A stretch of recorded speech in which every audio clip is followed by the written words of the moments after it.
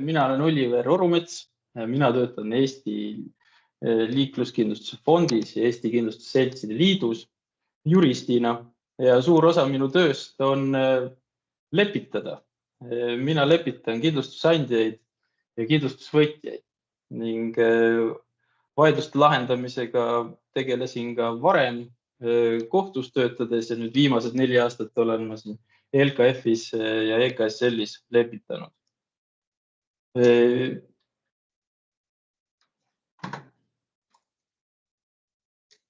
Mis asi see lepitus siis on? Et meil on siin lepitusorgan ja lepitus on siis lepitusseaduse mõistes poolte vabal tahtel põhinev vaidluse lahendamine. Ja seda kõike siis aitab lepitaja. Lepitus ei ole sugugi üksnes tänapäevane vaidluste lahendamise vorm, et selle algeid on võimalik leida ka näiteks piiblist.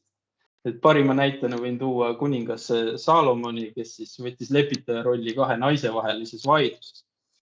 Naised ei jõudnud üksmeelele, et kes on lapse ema ning kuningas Salomon siis tegi lepituse ettepaneku laps raiuda pooleks ning anda üks pool teisele ja üks pool teisele. Üks oli ettepanekuga nõus, teine mitte ja lapse sai siis see, kes ei lubanud last pooleks raiuda, sest Salomon teadis, et ema ei lase oma last pooleks raiuda.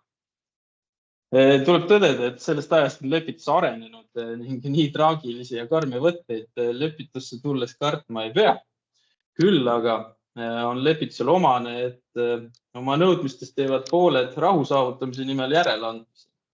Kindlustusvaidluste lahendamisel on erivajaks see, et peamiselt me lahendame rahalisi nõudeid ning lepitaja ei asu otseselt emotsionaalseid tundeid poolte vahel lahendama, erinevalt näiteks perelepitusest.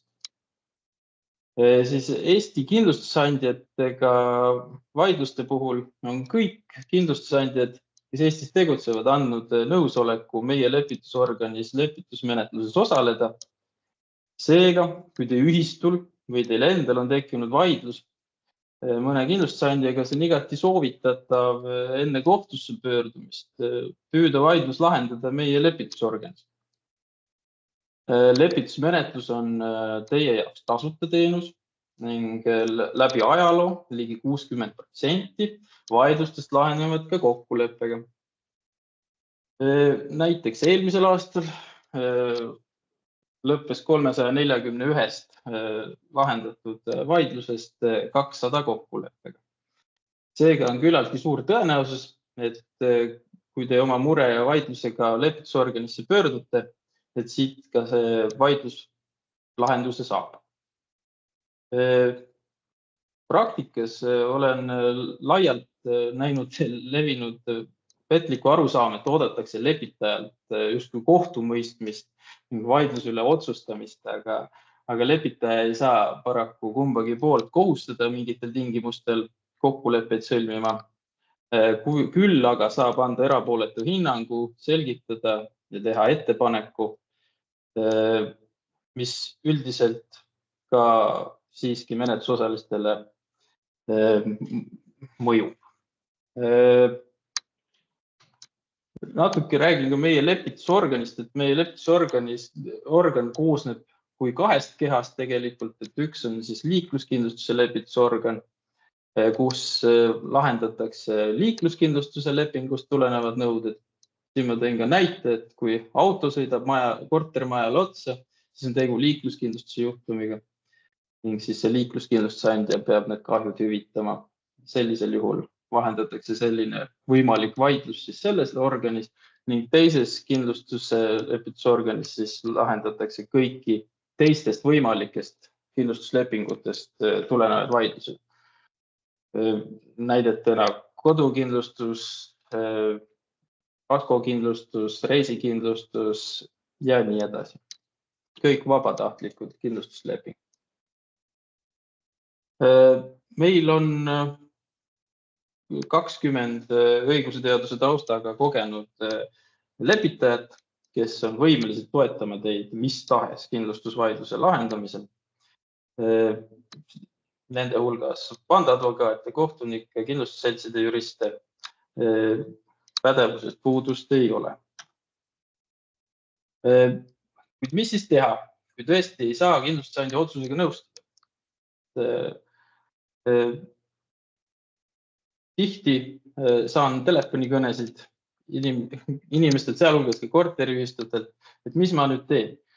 Esimese asjana tuleks ära oodata kindlasti otsus, et kas kindlustusandja hüvitab täies ulatuses nõude, osaliselt või jätab sootuks rahuldamata. Seejärel tasub esitada ise oma vastuväited, miks te selle otsusega nõus ei ole. Ning kui üksmeelel ei saa, siis on võimalik esitada lepitusavaldus meie lepitusorganile.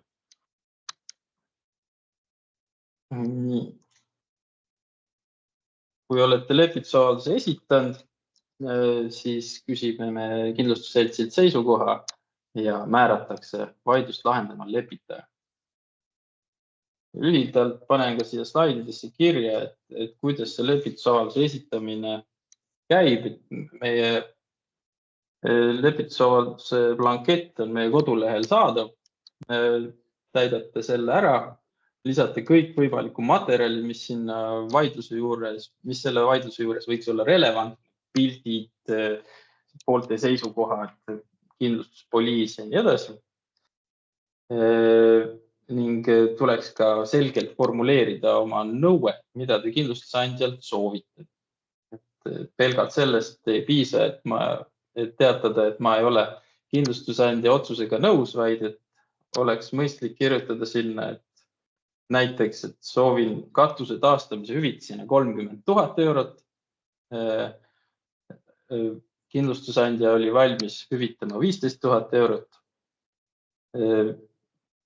Umbes selline nõue oleks mõistlik. Et siis saab ka lepitaja aru, mida te täpselt nõuate ning mis on poolte seisukohad. Nii, mida teeb lepitaja? Esmalt lepitaja tutvub materjalidega, palub vajaduse pooltelt täiendavaid selgitusi. Seejärel hindab lepitaja, kas asjas on võimalik leida koheselt mingi kokkulepe. Lepitaja võib ka õiguslikku olukorda selgitada, tõendamiskoormist ja nii edasi. Kõik lepitajad on mõnevõrra erinevad, seega valib vaidluse lahendamiseks kõige sobilikuma strateegia lepitaja ise. Näiteks suhtleb kummagi poolega eraldiseisvalt ja seejärel teeb pooltele ettepaneku kokkuleppeks. Samuti võib lepitaja kokku kutsuda lepituskohtumised, arutada asja ühiselt ning leida kompromisse. Kui pooled leiavad ühise keele või nõustuvad lepitaja ettepanekuga ja soovivad sõlmida kokkuleppe, siis aitab lepitaja selle sõnastada ja pooled allkirjastavad selle. Kui kokkulepe on allkirjastatud, siis täidavad mõlemad pooled endale võetud kohustused ja vaidlus on lahendatud. Näiteks varasema näite valguses pooled lepivad kokku kuskil 15 ja 30 000 euro vahel hüvitiseks katuse remondiks ning pooled saavadki vaidluse lahendada. Aga paraku on ka vaidlus, mille puhul näiteks lepitaja ei näegi perspektiivi või siis on lepinguga sootuks välistatud või leping ei olnud juhtumi toimumise ajal kehtiv. Sellistes olukordades siis on lepitaja paraku sunnitud lepitusmenetluse edutuse tõttu lõpetama. Ja see ei tähenda, et sellega nüüd olekski lugu kõik, et lugu lõppenud, et alati on lepitusmenetluse järgselt, kui kokkulepet ei saavutatud, võimalik pöörduda oma õiguste kaitseks kohtusse. Ma tõin mõned näited ka, et püüdsin leida erinevaid korteriühistuid puudutavaid näiteid. Et meie lepitusorganis lugesin kokku, on 14 korteriühistut on avalduse esitanud. Kogu arvu arvestades väga suur number ei ole, ent siiski vaidlusi on siia sattunud ning ühe näitena siis näiteks tormikahju, kus katus läks katki tormi tõttu. korteriühistu palus 15 000 euro hüvitamist. Ekspert tuvastas, et maja katus oli valesti ehitatud ja üldjuhul on selline kindlustuslepingute puhul välistuseks, et kui on maja valesti ehitatud, sellest tingitud kahjusid ei hüvitada. Siiski kindlustusandja tegi niivõrd palju järeleandmist, et ta oli nõus hüvitama ühistule 1500 eurot selle asemel, et mitte midagi hüvitada ning saavutati kokkulepe. Siis kõige levinum ilmselt kahju on kanalisatsiooni või veeturu lõhkemine. Ning siin siis oli lugu selline, et korteri omanik avastas, et tema põrand on märjaks läinud ja põrand on katki ja kahjustunud. Pöördus tema oma kodukindlustusandja poole. Kodukindlustusandja ütles, et jah, me hüvitame ja teeme korda. Korter sai korda, kuid seejärel esitas kindlustusandja tagasinõude korteriühistule. Korteriühistu oli sellisteks olukordadeks valmistunud ning oli sõlminud vastutuskindlustuse lepingu. Ent pooltel tekkis siiski vaidlus selle üle, et ühisomandisse kuulunud kanalisatsioonitoru oli väga amortiseerunud, nagu te fotolt näete, ning seetõttu leidis kindlustusandja, et tegu ei ole ettenägematu sündmusega. Kindlustusjuhtumi üldine definitsioon on see, et juhtunu peab olema äkiline ja ettenägematu. Samuti tekkis ka vaidlust, milles pooled kokku leppisid. Enne lepingu sõlmimist korteriühistus püüdis selgitada ka lepitajale, et nad olid küsinud, et meil on majas vanad torud, et kui need ka puruks lähevad, kas need kahjud saavad hüvitatud. Ja pole selge, milles siis lõpuks kokku lepiti. Selle kohta kirjavahetust ei olnud, räägiti seda telefoni teel. Seega ei saanud ka lepitaja tõe pähe võtta seda, et selles ei olnud kokku lepitud või siis oli kokku lepitud. Asi lahenes kokkuleppega.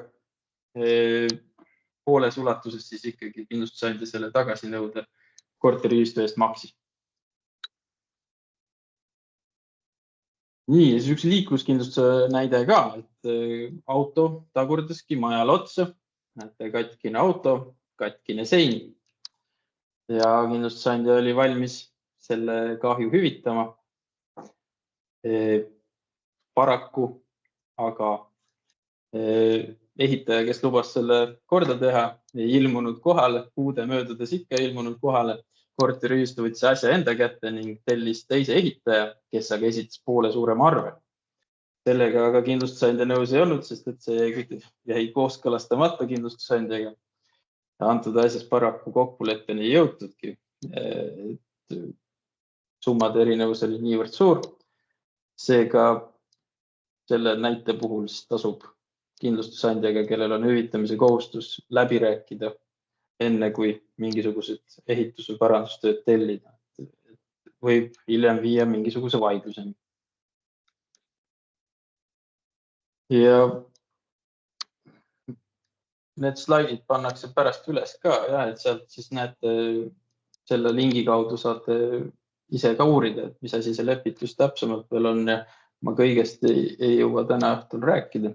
Ent mis mina paneksin korteriühistutele hingele, see, et lepingut sõlmides tuleb kindlasti kindlustusandjaga rääkida, millised riskid on kaetud, üle küsida ja minu hinnangul praktikas tuleks seda teha suisa võib-olla kirjalikul teel, et pärast oleks mingisugune tõend selle kohta, et milles kokku lepiti ning mida selleks, et vaidlusi oleks vähe. Ja kui korteriühistul ei ole veel vastutuskindlustuse lepingut, siis ootamatute kulude vältimiseks oleks mõistlik seda kaaluda. Seda tuleb ette, et tagasinõuded korteriühistutele esitatakse ning korteriühistud on hädas, kui sellist vastutuskindlustuse lepingut ei ole. See on väga suur väljaminek ning minu hinnangul on targem teha väikeseid püsikulutusi selleks, et oma vastutus ära kindlustada selle asemel, et seista silmitsi väga suurte tagasinõudega. Ja ennekõike soovitan pöörduda esmalt lepitusse. Suur tõenäosus on, et lepituses saab vaidlus lahendatud selle asemel, et pöörduda kohtusse, kus kaasnevad kulud, aeg kulub samuti seal ning mina leian, et lepituses on võimalik asju lahendada efektiivsemalt.